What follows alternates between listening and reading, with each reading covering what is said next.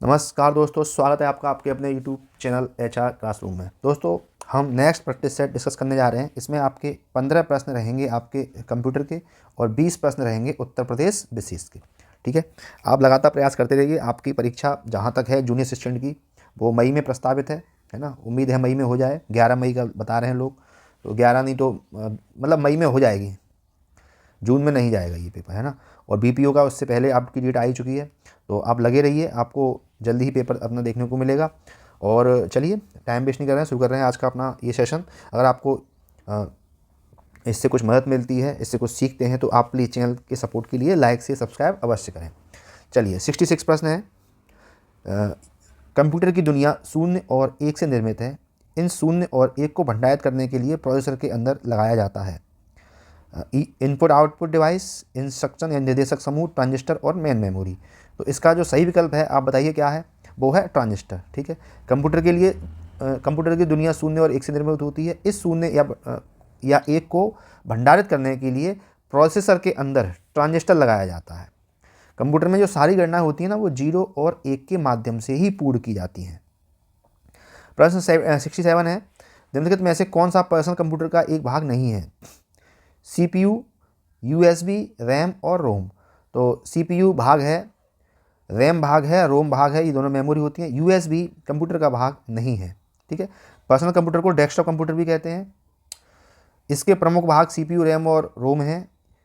USB यानी universal serial बस, इसका कार्य कंप्यूटर के उपकरणों के माध्यम से संचार स्थापित करने के लिए किया जाता है, यानी ये इसका भाग नहीं है। 68 प्रश्न है, इसमें दो ही विकल्प आए हैं। कौन सा केस आधारित लर्निंग का एक उदाहरण है। निर्णय डिसीजन ट्री, नेचुरल नेटवर्क, और इसमें जो डी ऑप्शन है वो सही है। ठीक है, डी ऑप्शन है क्या, एक सेकंड देख ले रहे हैं। तो ये दो ऑप्शन और थे, है ना। जेनेटिक एल्गोरिथम, ये था एक ऑप्शन, और दूसरा था के निकटतम पड़ोसी। तो इसमें जो सही जो है आपका, है ना, केस आधारित लर्निंग का एक उदाहरण है, वो है आपका विकल्प डी, बिल्कुल सही है, के निकटतम पड़ोसी। यानी केस शिक्षा CBL का एक स्थापित दृष्टिकोण है, जिसका उपयोग उन विषयों में किया जाता है जहां छात्र अपने ज्ञान को वास्तविक दुनिया के परिदृश्य में लागू करते हैं, उच्च स्तर की अनुभूति को बढ़ावा देते हैं। के निकटतम पड़ोसी एक सरल एल्गोरिथम है जो सभी मामलों में संग्रहित करता है और समानता माप के आधार पर नए डेटा या मामले को वर्गीकृत करता है। एक शिक्षा का साधन है। नेक्स्ट है 69 है। लेजी लर्निंग एल्गोरिथम का दूसरा नाम क्या है। तो लेजी के nearest neighbour, regression, classification, neural networks. तो के नियरेस्ट नेबर है किसका नाम, लेजी लर्निंग एल्गोरिथम का दूसरा नाम। ठीक है, ये प्रशिक्षण डेटा की आपूर्ति करता है। चलिए, नेक्स्ट प्रश्न है 70। एक समर्पित कंप्यूटर है, केवल एक व्यक्ति द्वारा उपयोग किया जाता है, एक को सौंपा गया है और केवल एक ही कार्य है, एक प्रकार का सॉफ्टवेयर है, केवल एप्लीकेशन सॉफ्टवेयर के लिए है, केवल सिस्टम सॉफ्टवेयर के लिए है। तो 70 का जो सही आंसर है वो है एक को सौंपा गया और केवल एक ही कार्य करे। ये एक समर्पित कंप्यूटर का उदाहरण है, इसको समर्पित कंप्यूटर कहा जाता है। नेक्स्ट प्रश्न है 70। कंप्यूटर के संदर्भ में बेटवेयर क्या होता है। कंप्यूटर प्रोग्राम, सर्किटरी, मानव मस्तिष्क या रासायनिक संग्रहण यंत्र। तो 71 का जो आंसर है वो है वेटवेयर क्या होता है। तो वेटवेयर होता है मानव मस्तिष्क। कंप्यूटर के संदर्भ में वेटवेयर को मानव मस्तिष्क कहा जाता है। नेक्स्ट प्रश्न है 72। VRML फाइल का एक्सटेंशन है .vml, .vrm, .wrm, .wrl। तो 72 का जो सही आंसर है वो हो जाएगा आपका डी। ठीक है, VRML का फुल फॉर्म क्या है साथियों, इसका है वर्चुअल रियलिटी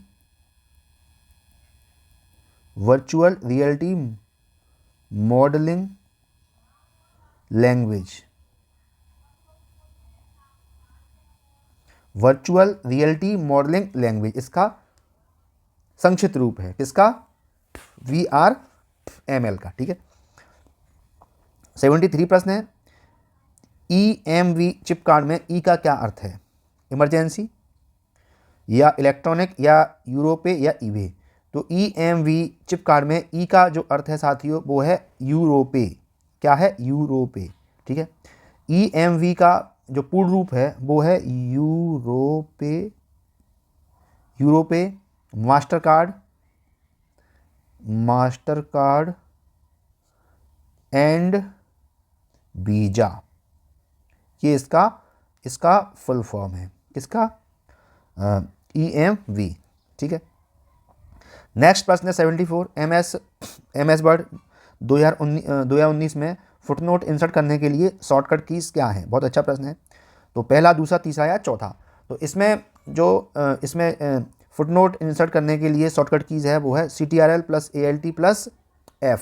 आप दबाएंगे तो इसमें आप फुटनोट इंसर्ट कर सकते हैं। नेक्स्ट है 75। बताइए इसका उत्तर क्या होगा?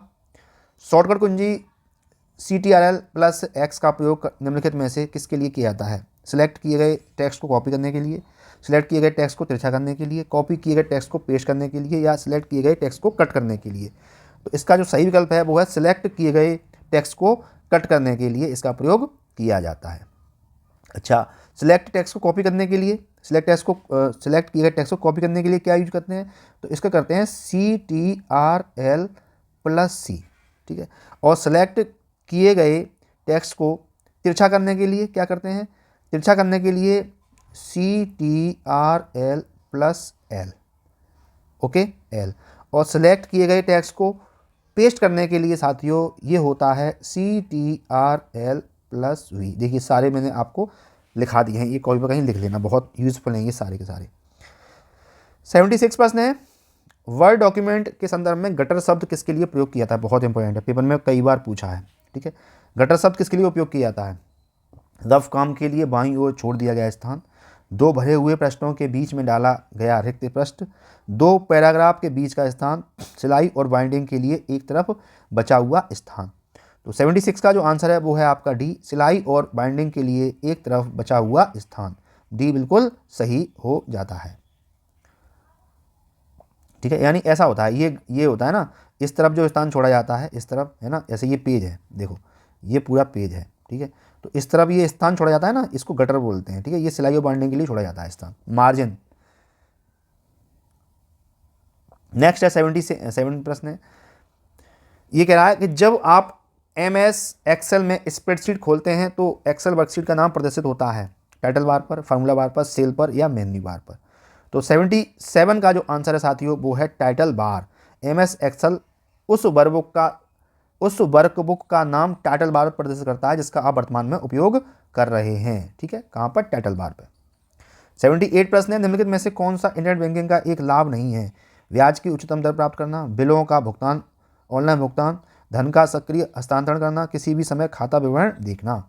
तो 78 का साथियों जो उत्तर है वो ब्याज की उच्चतम दर प्राप्त करना, ये इसका लाभ नहीं है। बाकी सारे लाभ हैं किसके? इंटरनेट बैंकिंग के।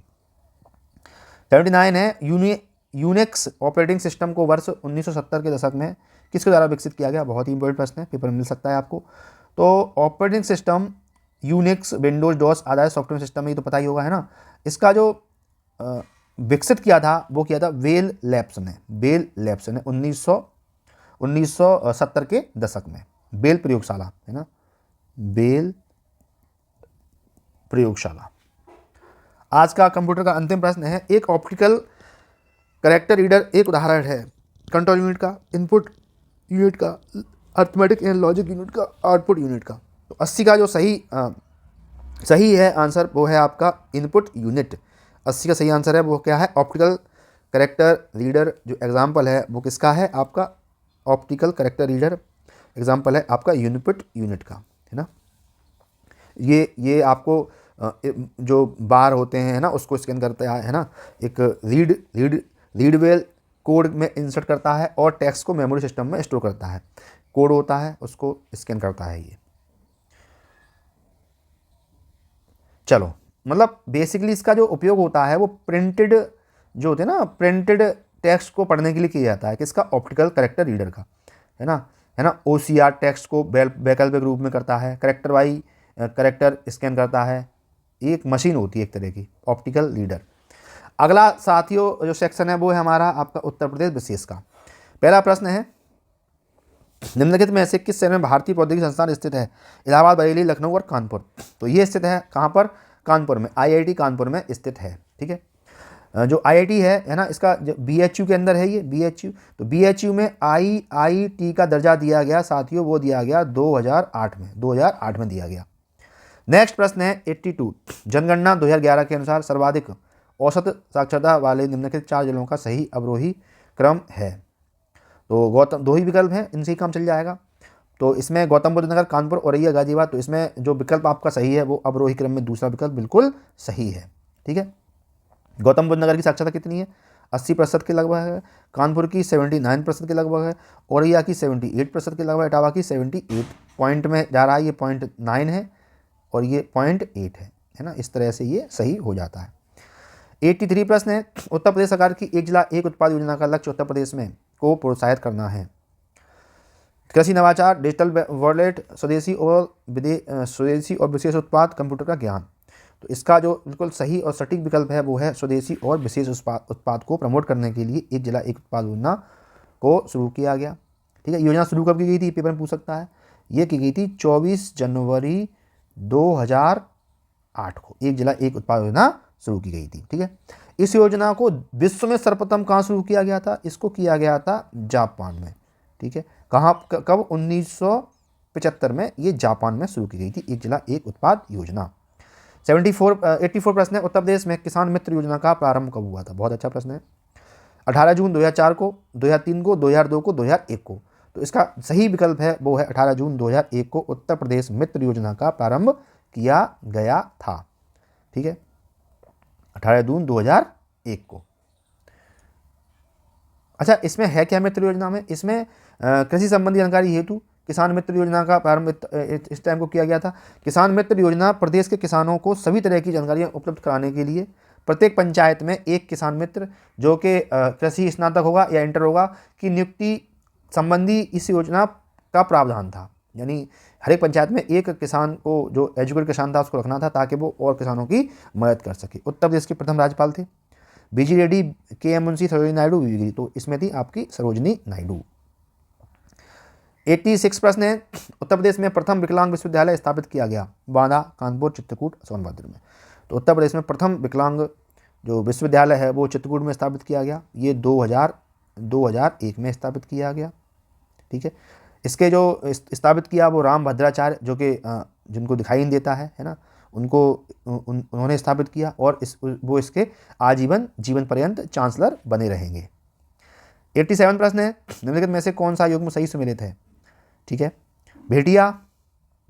भेटिया आपकी बाराबंकी, बुक्सा बिजनौर, राजी गोरखपुर,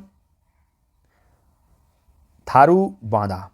ठीक है, तो निम्नलिखित में से कौन सा एक सही सुमेलित है? तो देखो, इसमें देखो ये भी गलत है, देखो राजी गोरखपुर में ये भी गलत है और ये भी गलत है। आपका बुक्सा बिजनौर में बिल्कुल सही है। ठीक है, तो भेड़िया कहाँ पाए जाते हैं? ये पाए जाते हैं आपके गढ़वाल में।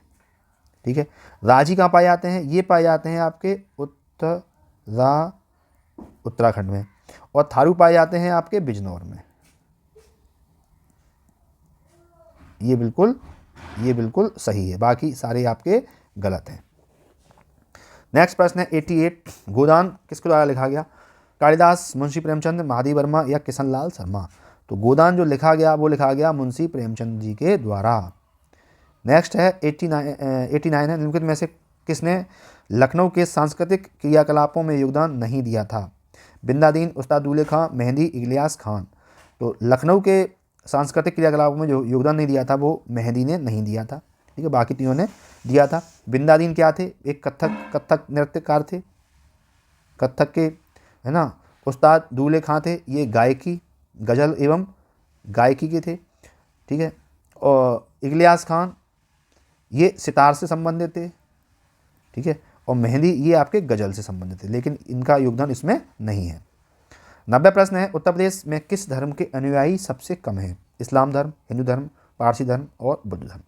तो सबसे कम अनुयायी हैं वो हैं हमारे पारसी धर्म के। ठीक है, हिंदू धर्म के अनुयायी हैं 79.73%, मुस्लिम धर्म के अनुयायी हैं 19.26%, और बौद्ध की अनुयायी हैं आपके 0.10%। ठीक है,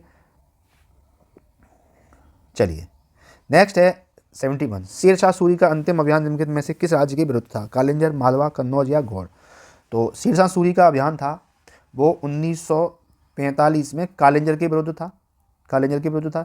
इसी अभियान के दौरान एक बम का गोला फटने से वो घायल हो गया और उसकी मृत्यु हो गई। ठीक है। प्रसिद्ध कन्नौज का युद्ध जो शेर शाह सूरी और हुमायूं के मध्य हुआ था, जिसमें शेर शाह विजयी हुआ था, ये 1940 में, सॉरी यार ये 1900 क्यों लिख दिया मैंने, ये है 1545, ये है 1900 निकल रहा है, 1540 ये हुआ था आपका शेर शाह सूरी और हुमायूं के बीच में। ठीक है, कन्नौज का युद्ध, कन्नौज का युद्ध, और ये कालिंजर का युद्ध है ना। इसमें शेर शाह सूरी विजयी रहा था और कालिंजर का युद्ध उसका अंतिम युद्ध था।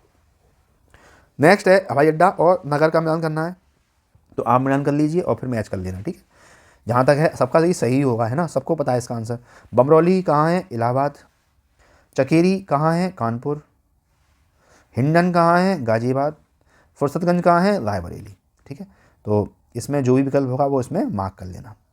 नेक्स्ट है, इसमें नाभिकीय केंद्र हैं और राज्य हैं, उनकी आपको लोकेशन बतानी है।